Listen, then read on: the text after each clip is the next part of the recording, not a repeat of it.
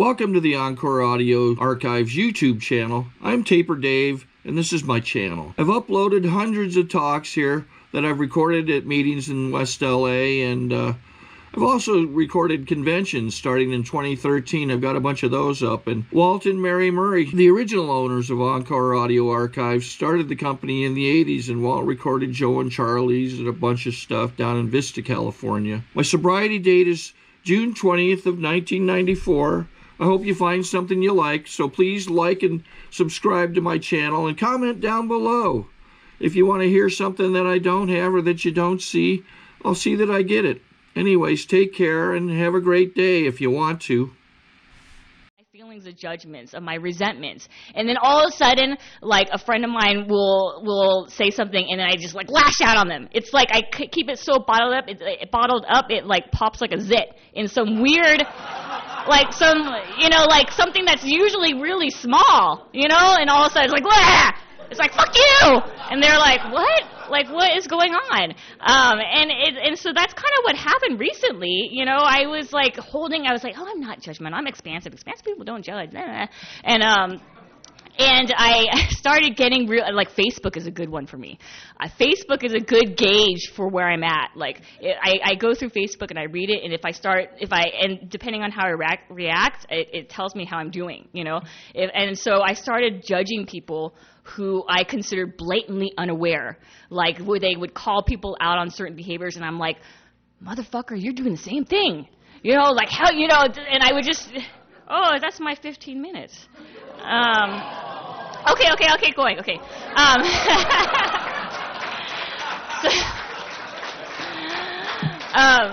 And so I had there's three judgments I'm going to talk about. So there's that like you're how could you be calling someone out when you're doing the same exact thing? And then the other one is people who are positive.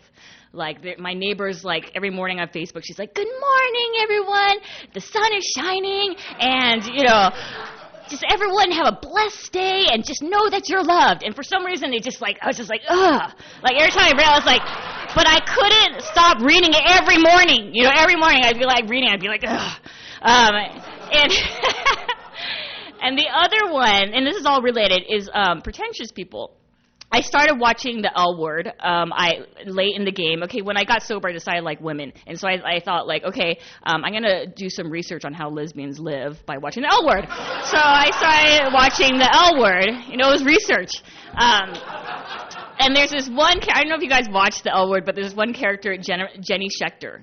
And she's like a writer, and she's an artist, and I'm an artist, and she's just like super pretentious. And every time she'd come on and be like, oh, you're horrible, I hate you, you're horrible, I hate you.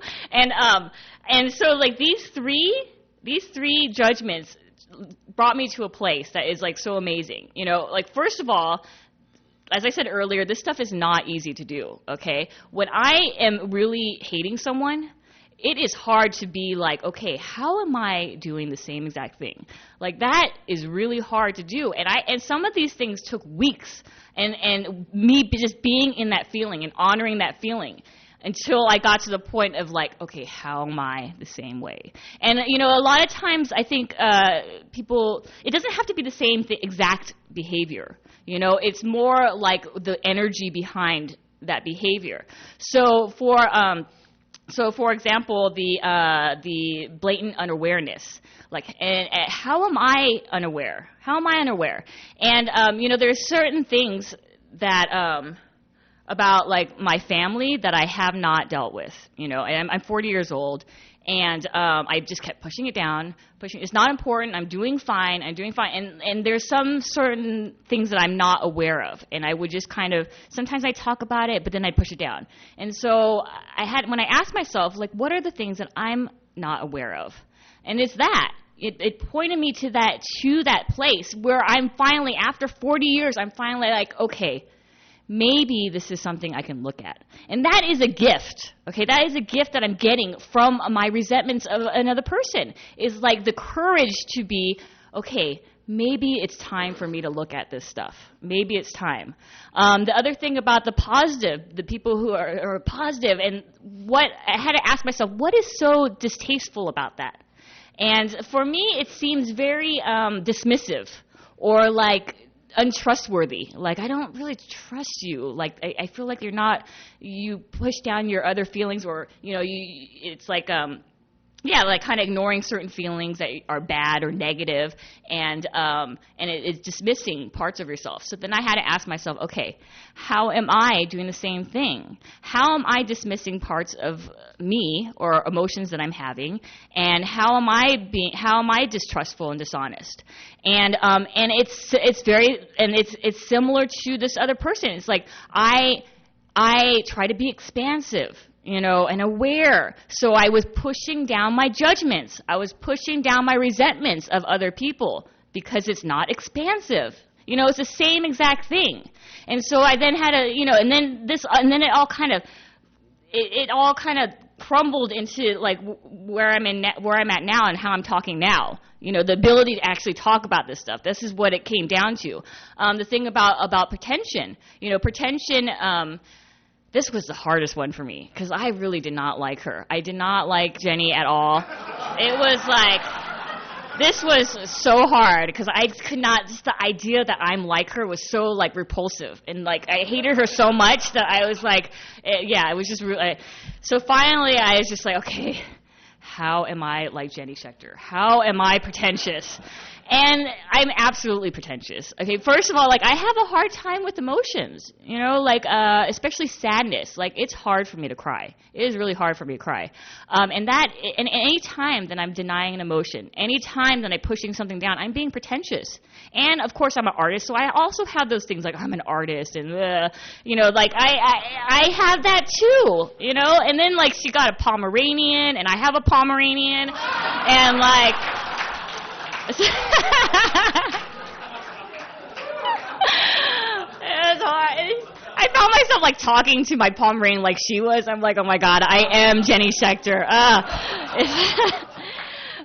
So this is the gift. This is the absolute gift of this step, is that I'm able to, turn my resentments around on that I have about other people onto myself in a way that it's something that's so horrible turns into a beautiful thing where I have more compassion for myself, because once I have more understanding and passion for myself in those areas, my compassion and understanding for you will be automatic. It's automatic because I won't even have to try. I won't even have to try to like you. It'll be automatic. That's the gift of this step. So yeah, I think maybe I should open it up to question and answer time. Yeah? Okay. Thank you.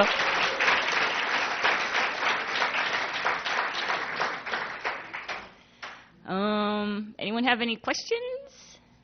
Yes. Kevin Alcoholic. Hi, Kevin. Yeah, I just think about people farting unicorns and rainbows. Irks me. I just really don't know how to get past it. Like if I read something on Facebook or I'm sitting in a meeting, it almost makes me want to leave a meeting when I see certain people who are farting unicorns and rainbows. I'm so happy, everything's great, and I'm like, what fucking planet are you?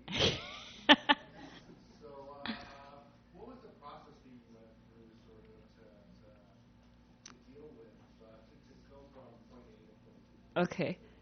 That's a very good question. Kevin, right? I'm supposed to repeat the question. So I don't know if I could do. He doesn't like people who fart rainbows and unicorns.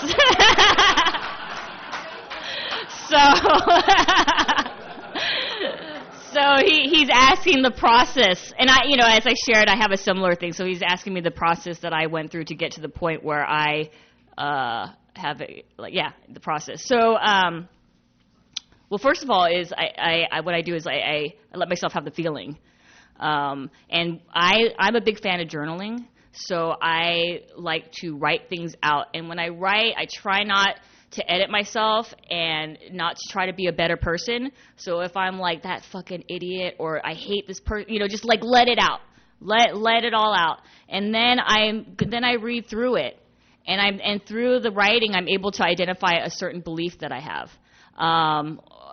Like for example, like it's usually like this person shouldn't be this way, or this person, when this person is farting out rainbows and unicorns, it makes me feel this certain way, and if I'm able to identify what that feeling is, then it usually leads to another belief or a thought. And then what I do is I know this is AA, but I like Byron Katie. She has these worksheets called One Belief at a Time. So then what I do is I take whatever belief, and usually there's more than one. I take whatever belief or thought that I believe to be true at that moment, and I do her worksheet, which is kind of just asking, like, is it true? Is it really true? What are the feelings that I get when I have this belief or thought? And then there's like a turnaround kind of, and then it's like, then you turn that belief and thought around so that it applies to you, and then you ask yourself, like, what are the feelings that I have? What would be possible if I didn't have this belief? And then kind of, it's not about changing your mind, it's just more about awareness. It's about awareness and paying attention to yourself, at least for me. I don't know if that answered your question. Yeah? Okay. Maybe do you guys want to come up here and say the question? Yeah, okay. Well, had I known that, I wouldn't ask the question. I'm Brian, and I'm an addict. And what spiritual principles did you find arose out of the judging your thoughts and knowing the pretension and not liking nice people? I mean, what spiritual principles arose out of that for you? Okay.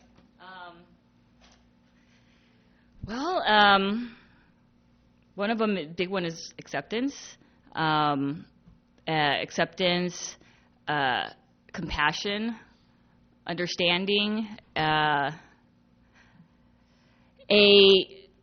This is like my thing. Like my idea of my higher power is like basically like the universe and everyone in it. And when I am feel the most kind of spiritually fit, I guess, I feel connected to everyone. And so these judgments that I was having was putting like a barrier between me and you, and making me feel separate and isolated. So it's about connectedness. So once I was able to realize what the judgments are and realize that they're my judgments of myself, then I no longer saw you as like a reflection of what that part of me, and I was able to see like, oh, you're this light, and we're the same, and we're connected. And, that's to me like the main spiritual principle that I kind of function on. So, yeah, okay. These question things are kind of hard. Okay.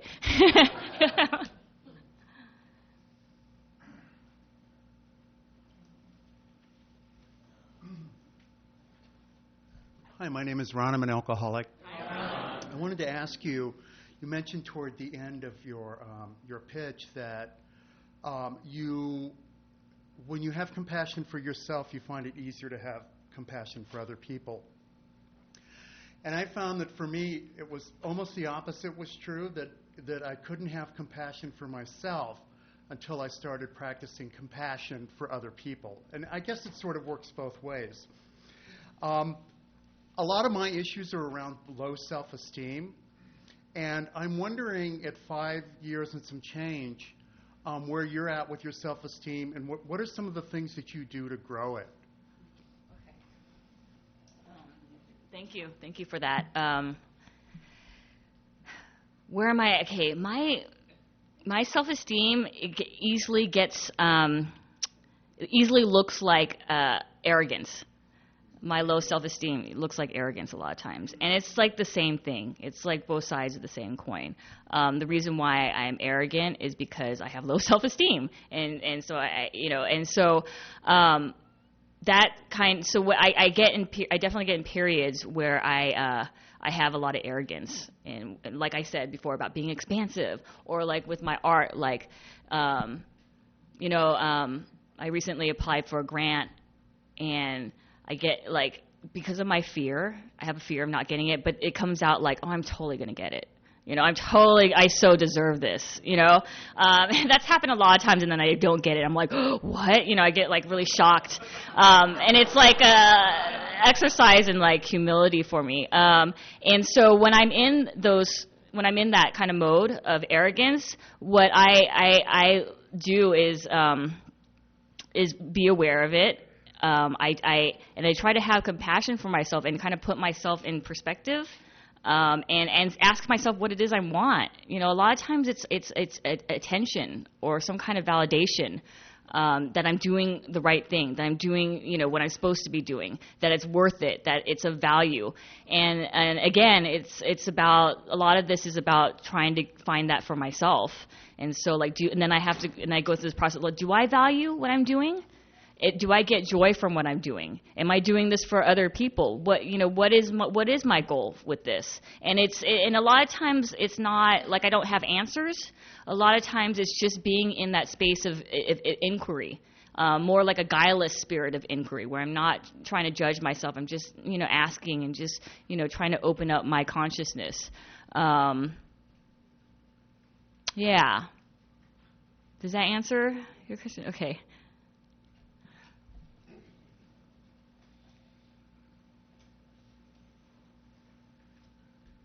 Hi, I'm Mark, alcoholic addict. Thank you so much. I love it. The message I'm getting and what's coming up for me is that the point of this pursuit from you and the message that I've heard from others so far is to get to the point of practicing forgiveness, and even radical forgiveness with compassion and all the work at looking at your path. And that is something that came up for me at around 5. So I guess my question is, do you feel like this work has positioned you to practice radical forgiveness, and have you done that? That's a good question. I think I'm getting to that point. When I was talking about my family stuff, I don't talk about this often, but they're because it's difficult for me to talk about because I don't really know. But I think that there was probably some kind of sexual abuse, maybe with my brother, and it's getting this process that I talked about of getting to the point where I'm even kind of considering going in that area. It is bringing me to forgiveness, a forgiveness of where it's like it's. Again, like I totally understand like the whole forgiving other people helps me forgive myself, but like for me, it's like I have to ask myself, can I forgive myself, or in the way of like holding on to this resentment? It's like I remember when I was little, I swore to myself like in silence that I would never talk to them again. I would, and that was the thing that gave me a sense of power or some kind of control. And and that has kind of guided my relationship with my family. And there's parts of me that still hold on to that. And like the whole crying thing, like it's giving in, it's being weak. I'm not going to let them have me kind of thing. And so for me, the forgiveness is like, can I forgive myself to not hold on to that? Which is a hard thing for me. Like, because it means, it still does. I can feel it, kind of the emotions coming up in my body, that gave me something. It gave me some safety. And so can I forgive myself to let go of that, to be weak, to give in? And I think that would lead me to a radical forgiveness of like maybe forgiving my brother, which, we were both young, and, it's just like, I think that's, for me, the process of getting to that spot. So thank you for that question.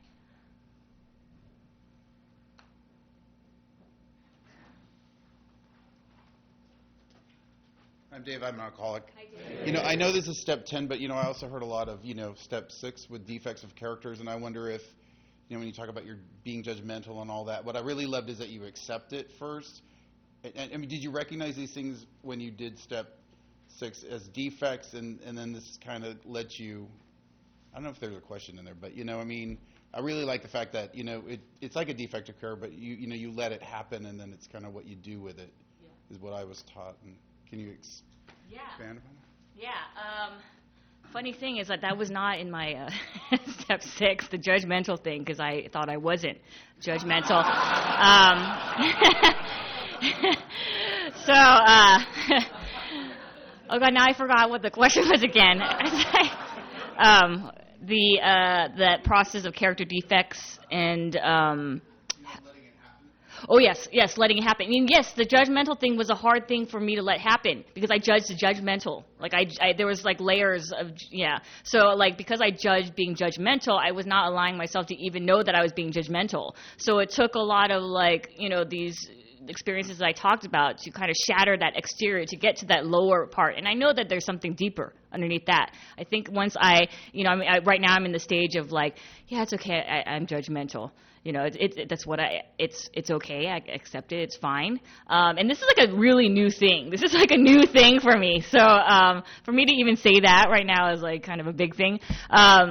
Sorry to interrupt your viewing. Taper Dave here. Just wanted to take a second to ask you to like and subscribe to my channel. Let me know if you like what you're listening. I've got some very good talks here, and this one's a great one. Just curious, do you think this is better than Zoom? Tell me what you think. And so I'm kind of excited to see what's next, but I do believe that like my character defects they do lead me. They lead me to a greater freedom that I didn't even know was possible. If I allow myself to kind of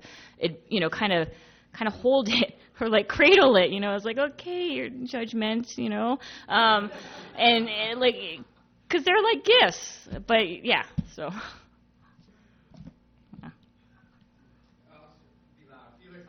Okay, hi Felix.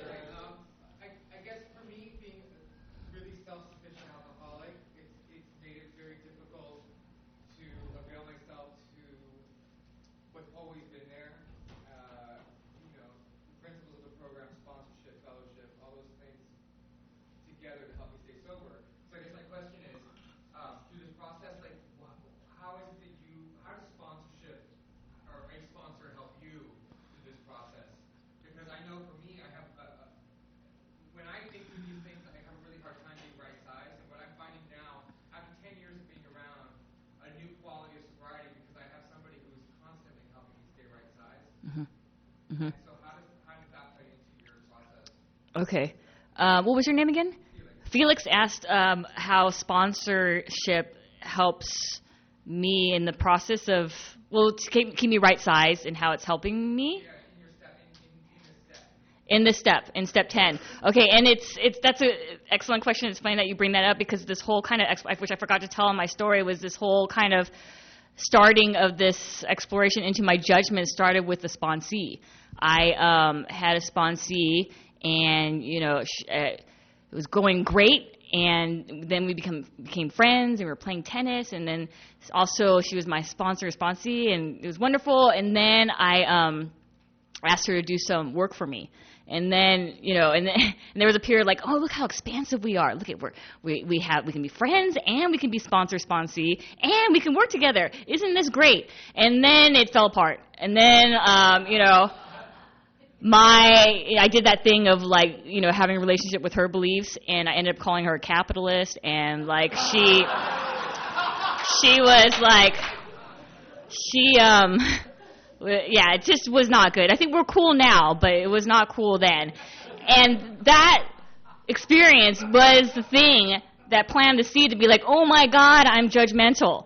This whole time I was sitting there kind of judging her, and I was like, because I wanted to be a good sponsor, and I knew all these different things about her. And basically I betrayed her in some way because I was trying so hard to compartmentalize the information that I knew about her, so that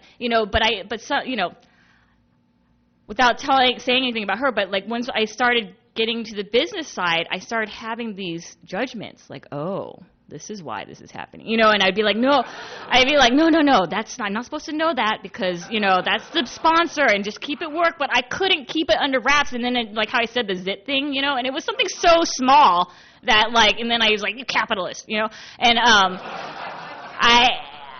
and it really taught me a huge lesson about about communication and being honest. I was not being honest with her about like my feelings and my concerns. I was keeping it in, and I was keeping in my judgments and not talking to my sponsor, not talking to anyone. You know, I thought I had it under wraps, and that was a huge lesson for me that absolutely got me right-sized. And I will always remember that experience, and like it's a gift. It is absolutely a gift, and definitely working with sponsees helps me with that and reminds me of that. And I'm always like constantly kind of questioning my position. Like, what am I here to do? What is my role here? I don't want to be like, I don't know anything. I want it to be kind of like a journey that we go on together, and sometimes I do get that way, as you guys know, as I've shared about. And so this having a sponsee brings me back, especially a sponsee who can call me out of my shit too, then it's like, that's amazing. So I guess, I don't know if that, yeah, that's it about that.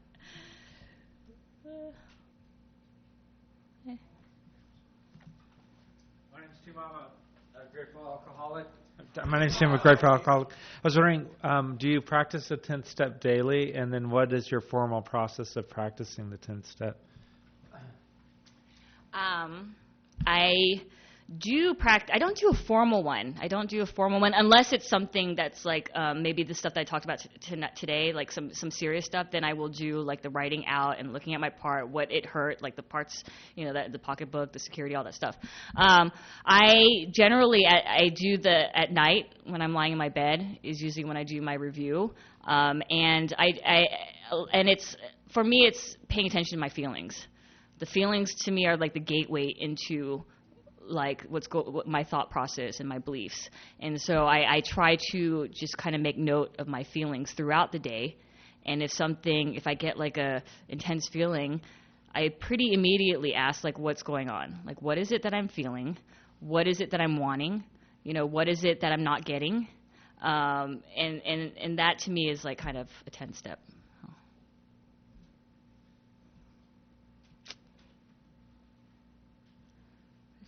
We have 15 minutes.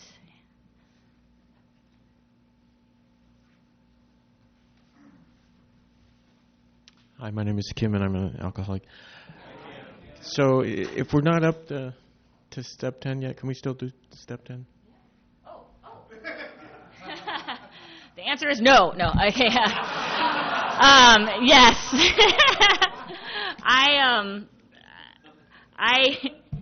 I absolutely think that people can do a 10-step. 10-step is kind of essentially looking at your part in whatever situation. At least that's kind of how I see it.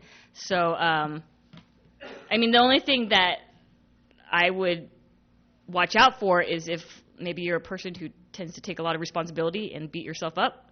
And because sometimes, like, going through the other steps helps to allow for more compassion and understanding, and but I think it's great to ask those questions in a kind and compassionate way, like what is my part in this, or what are my feelings, or just as simple, just like, what am I feeling, and is it okay for me to have this feeling? Can I sit with this feeling? And just identify what it is. What am I afraid of right now? What am I resentful at? Am I being dishonest? Am I being selfish? And just, kind of make note and be like, oh, okay, I guess I am.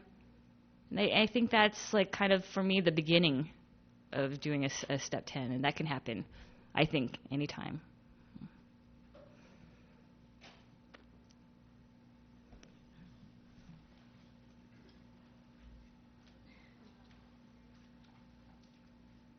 Hi, I'm Carrie. I'm an alcoholic. And first of all, I just want to thank you. I'm absolutely falling in love with the whole like spiritual whitehead image that I've like got in my head thanks to you. I feel like mine is crowning right now.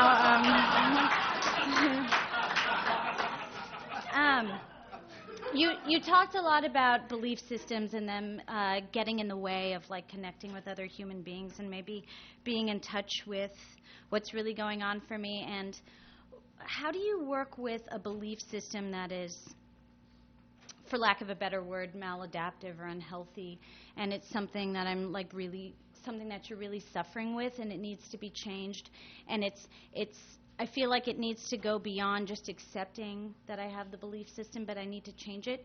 What work, because I'm looking for, of course, like some sort of like rapid movement, accelerated, okay, anyway. What's the work that you do to kind of work with like maladaptive belief systems? Great question. I think you kind of answered part of it is like the kind of hurry up to want to get rid of it. I think that can definitely compound the issue, at least for me. For me, it's some things have taken a really long time to change. Like I did this thing, and I still do sometimes. I have a little bit of OCD, and I every morning I would, after I brush my hair, I would sit and pick the hair off the bath mat. And it would, I would schedule it in so I won't be late to stuff, but I would sometimes I would be like butt-ass naked, like squatting, picking the things, and I would see myself and be like, oh my God, I'm like a crazy person doing, but I couldn't stop. And I had to, I asked myself, like, I feel like people do maladjust or whatever you call it, like these kind of things for a reason. Like it's giving me something. What was it giving me? It was giving me some kind of comfort. It was giving me some kind of feeling of security, just doing that process of doing it, it gave me, and I did that for a year. I did it for longer, but I did it for a year where I was just noticing what I was doing and noticing my feelings. And and there was a period where I was like, you have to change this. This means this. Usually it's like I want to change it because it means this, because it means you're crazy, you have your OCD, whatever that means, and so I wanted to change it because I don't want to be that thing. I don't want to be crazy. And so I allowed myself to just continue doing it and just pay attention to how I'm feeling. And soon it started not being so comfortable. But it took a long time. Soon it was like, this doesn't feel good. It's starting to give me a headache. I don't really want to sit here picking these hairs, but I still couldn't stop doing it. It still took me continuing to do it for longer and being like, okay, can I just be nice to myself while I do this? While I sit here and pick the hair. And then finally, like literally, like 4 months ago, I started using a vacuum. Like someone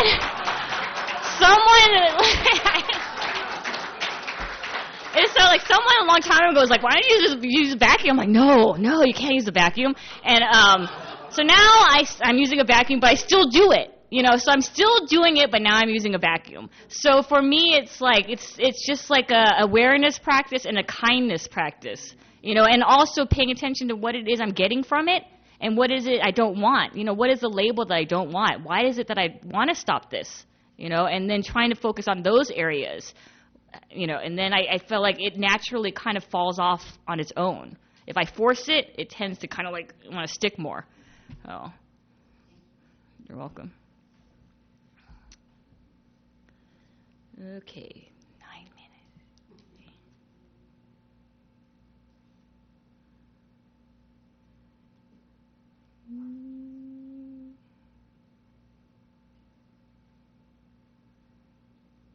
No one's okay.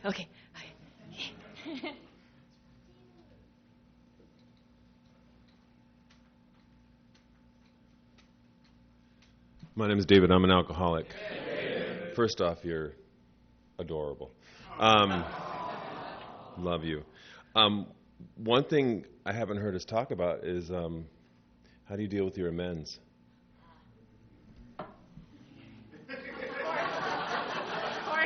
Bring up that one, of course, the one step that I haven't entirely finished. And how do I deal with amends? Okay, amends is also, well, obviously because I haven't done all of them. A lot of them are financial, so I haven't been in a place to do them. But this brings up a good kind of character defect I have with amends is pride. Like doing my amends, the ones that I have done, has really brought up my pride issue and what it means for me to make an amends and what it feels like that I'm giving up, you know. And like the hardest amends that I made was to my parents and my brother, and that, you know, that took a lot of work. But I think that's an excellent question, because I think the amends kind of, even though it's step 9, it seems like it's kind of the result of kind of doing what we're talking about, you know, is getting to the point of making the amends. And I think for me, like, the amends part is the reason that I think I had trouble with it is again, like this kind of giving up of something or giving in. But the ones that I have done, they have actually given me kind of like after I made my amends to my family, I had this feeling of, and maybe this is what I was afraid of, like more of a connection. And I think that was probably what I was afraid of and what I was resisting, because I knew that it would bring us closer.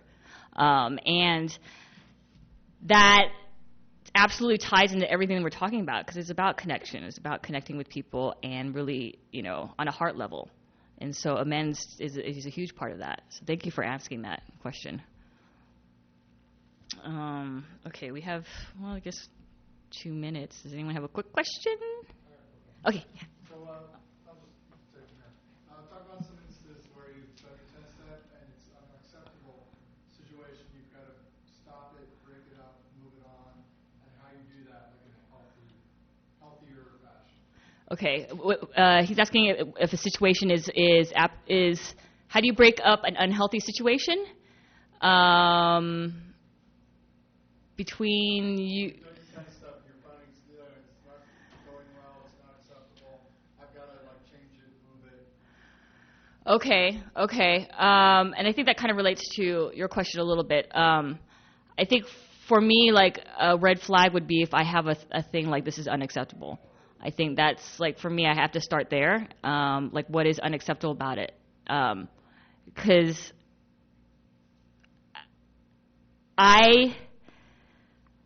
I'm a huge fan of acceptance, like across the board, and I don't know what kind of behavior or whatever the situation is that is find acceptable. I mean, there's a lot of things that a lot of people can find absolutely unacceptable, and I think, for me at least, it becomes a trap where it's no longer about the thing, it becomes about the fact that it's unacceptable to me, and so I become it's about like kind of like proving how unacceptable it is, and it loses its kind of its focus on the actual thing. And so, like, my first thing that I would do would work on the unacceptable part, and like, can I get it to a point where it is acceptable at this moment, just at this moment. And I think for that leads to a little bit of a room in the situation. Otherwise, it's very tight. It leaves a little bit of room for me to be for other options to come in, and it opens kind of like that kind of connection to my higher power, where something might come in and be like, oh, maybe I can do this to help loosen it more. I think more answers or options come in if I become more open. Hopefully that helps. Yeah? Okay. Okay, I think it's time for closing. So.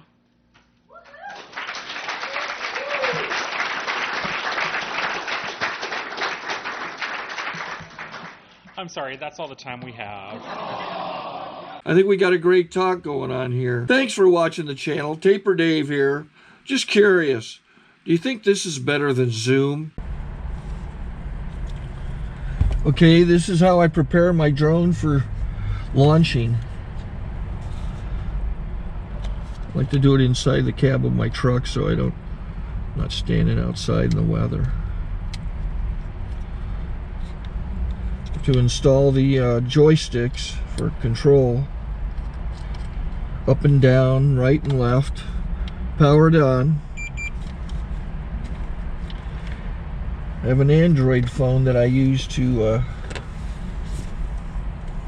connect it to the drone with, and it's actually controlled through the iPhone. through an app. Oops, wrong way. It's actually controlled through the iPhone, or through this Android phone through the app. It's actually controlled through the Android phone through an app, and you connect it through this short connection right here.